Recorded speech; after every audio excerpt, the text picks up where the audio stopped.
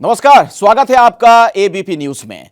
जिस तरह पल पल की खबरें बदलती रहती हैं, उसी तरह खबरों के हमारा रिश्ता भी बदलता रहता है। मैं अखिलेश आनंद घंटी बजाओ के इस हिस्से में इस वक्त जिस खबर की बात करने जा रहा हूं, वो खबर तो एक है, लेकिन उसका मुंबई में रहने वाले हर शख्स की जिंदगी से रिश्ता अलग अलग है। बीती रात से मुंबई में रिमझिम बारिश हो रही है। इससे मुंबई में गर्मी तो कम हुई, कुछ लोगों के लिए यह मौसम सुहाना भी हो गया, लेकिन बहुत सारे लोगों के लिए यह बारिश मुश्किलों की बरसात बन गई है। तो पहले देखिए सुहाने मौसम का नजारा, फिर दिखाएंगे कैसे मुश्किलों की आफत ला सकती है यह बरसात।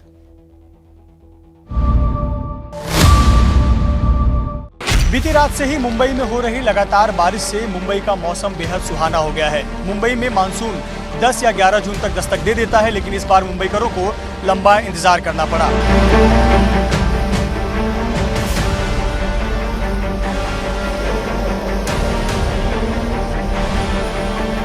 मैं इस वक्त मुंबई के खूबसूरत इलाकों में से एक मरीन ड्राइव पर हूं और मरीन ड्राइव की यह खूबसूरती इस बारिश की वजह से और भी ज़्यादा बढ़ गई है। मुंबई का ये समुद्री किनारा, दक्षिण मुंबई का इलाका और ये अरब सागर समुद्र, और देखिए समुद्र में ऊंची लहरें उठ रही हैं, लेकिन जो पूरा परिसर है दक्षिण मुंबई का इलाका है बेहद खूबसूरत नज़र आ रहा है। दूर आप वालकेश्वर इलाके से नज़र दौड़ाना शुरू करें तो Walkeshwar, Charni road, grant road, marine lines, Churchgate, ये जो पूरा परिसर है वो बादल में खोया हुआ नज़र आता है। और मुंबई में लगातार बारिश हो रही है और लगातार बारिश होने की वजह से पूरा इलाका बेहद सुहाना हो गया है। और इस सुहाने मौसम को एंजॉय करने के लिए लोग घरों से बाहर निकले हैं।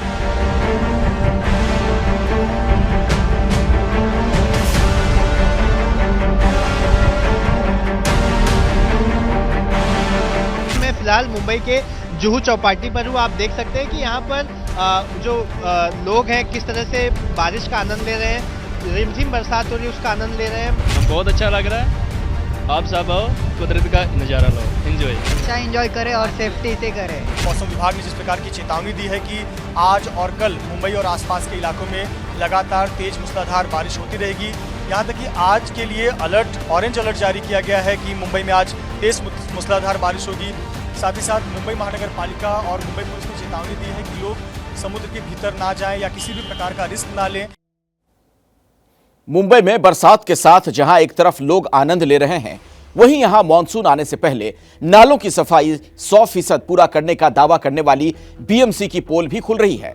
हमारी रिपोर्टर लता शर्मा ने कुछ ऐसे इलाकों की पड़ताल की जहां बीएमसी का यह दावा खोखला दिखाई दे रहा है। आप देखिए मुंबई के नालों की सफाई पर हमारी ये स्टेटस रिपोर्ट।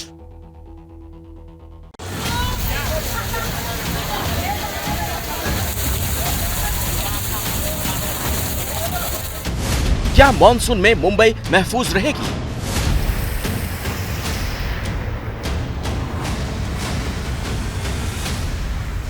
क्या बीएमसी का दावा है सच्चा? मुंबई में नाला सफाई का रियलिटी चेक।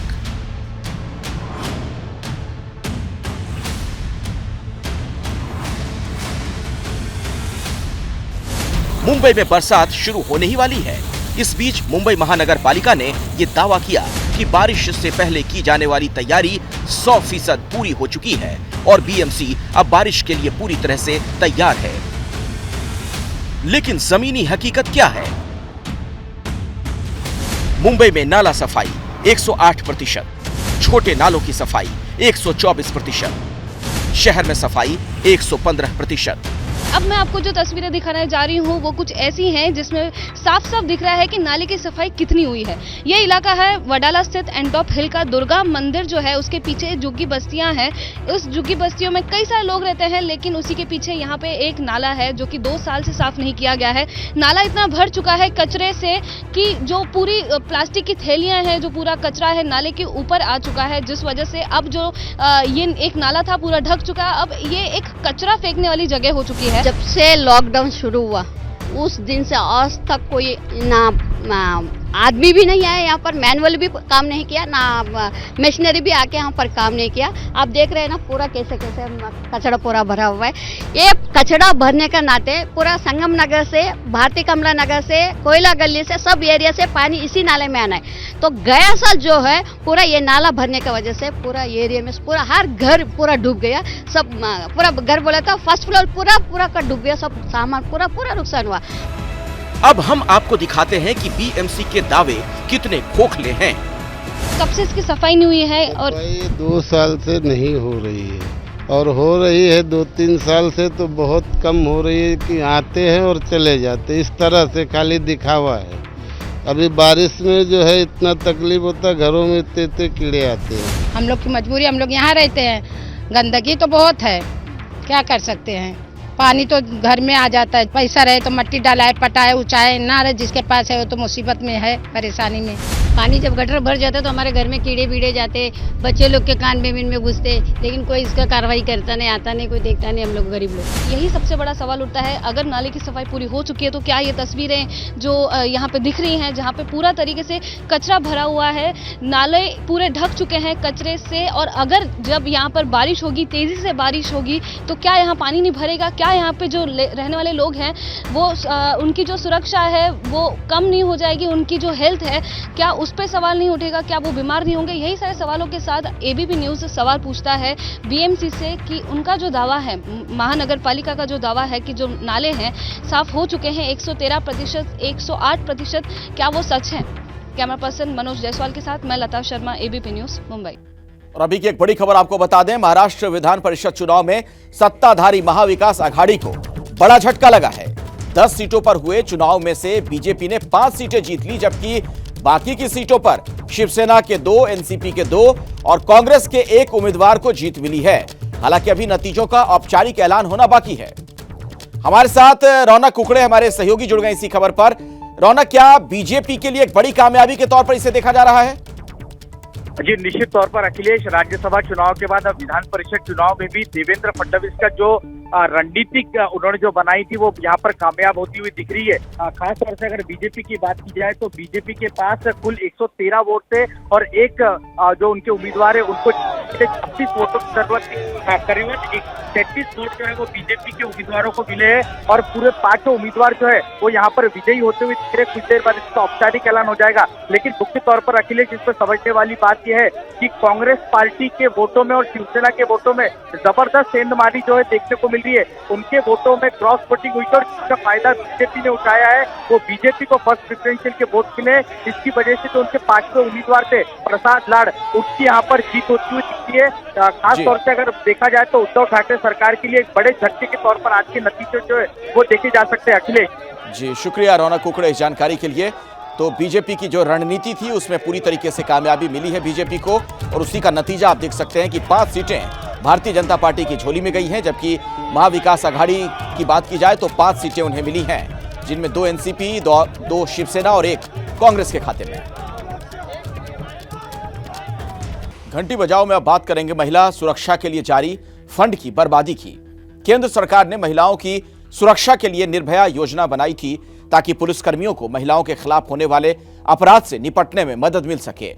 हाल ही में निर्भया फंड के तहत मिलने वाली राशि से मुंबई पुलिस को सैकड़ों 4 पहिया और दुपहिया वाहन दिए गए, जिसमें करीब 30 करोड़ रुपए खर्च किए गए। खबर यह है, खरीदे गए वाहन पुलिस ग्राउंड में धूल फांक रहे हैं।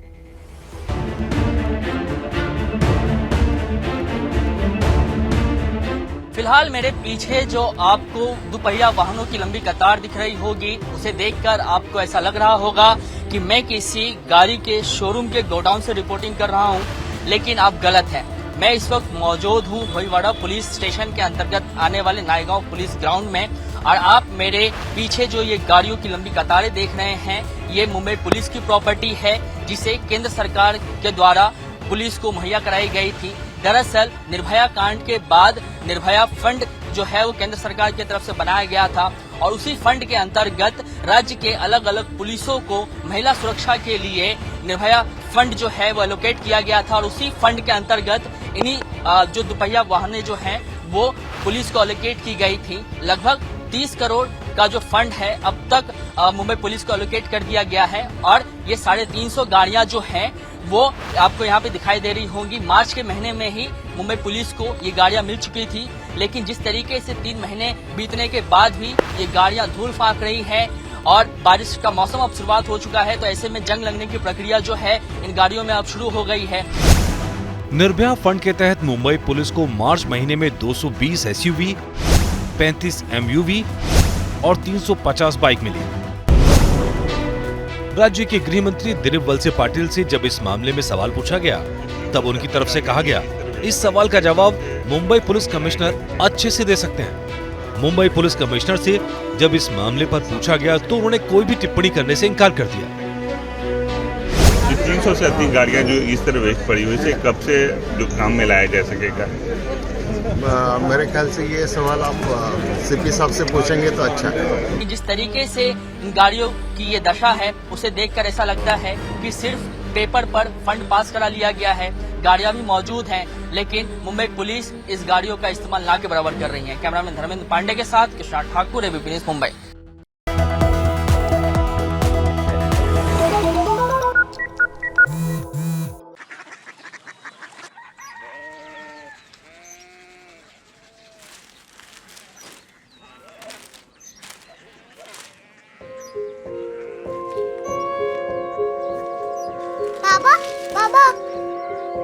Korea city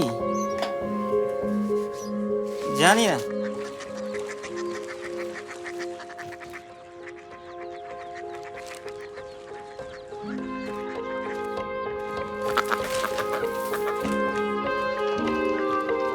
Korea city.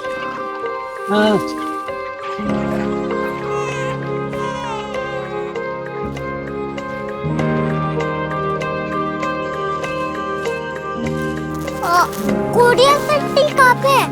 शहर अंग्रेजी लगे हैं।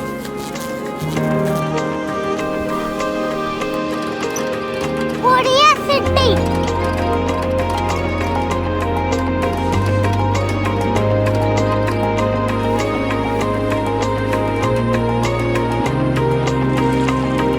वो बहुत दूर है।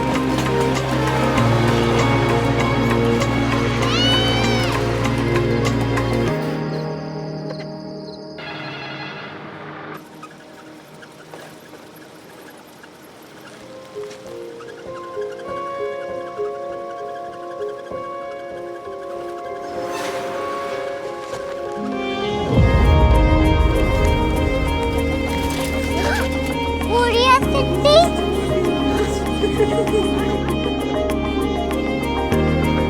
दुनिया कुछ लोग बड़े होते हैं। कोरिया सिटी कहाँ है? प्रोफेसर साहब को पता होगा। हो, ये छोटा वाला ग्लोब लगता है और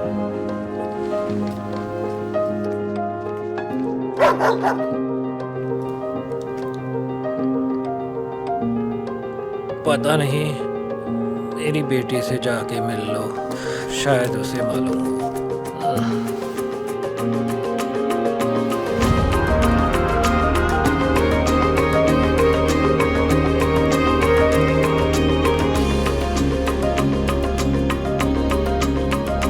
हाय,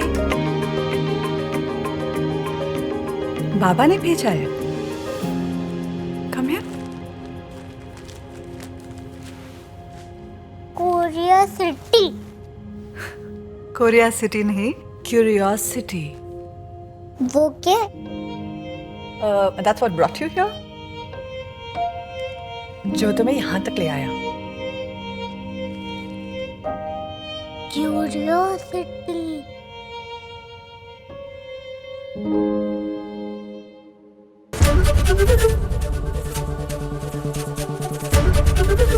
एबीपी न्यूज़ आपको रखे आगे।